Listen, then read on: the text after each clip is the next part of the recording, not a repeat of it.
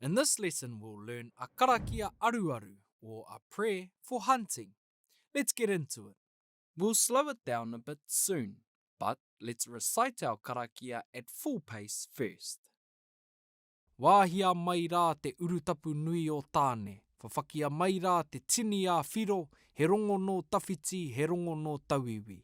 Ka tū, ka tau, ka tinga, ko tō manawa, ko tōku manawa, ko te manawa nui no tāne, ka whakaputa ki te whai ao, ki te ao mārama, whano, hara mai te toki, haumi e, hui e, tāi ki e.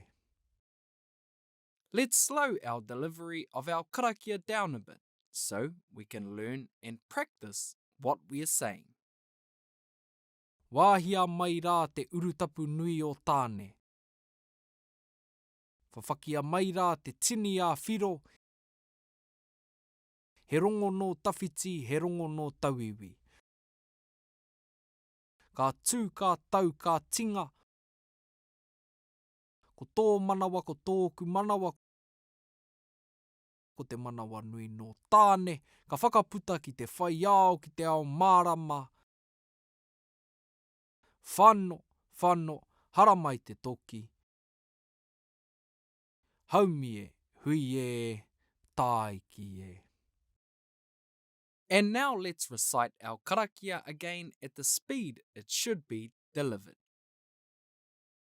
Wāhia mai rā te urutapu nui o tāne, whawhakia mai rā te tini a whiro, he rongo no tawhiti, he rongo no tauiwi.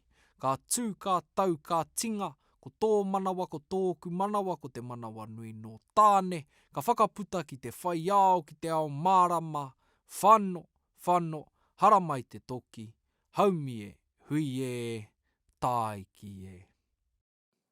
Tēnā karawhiua.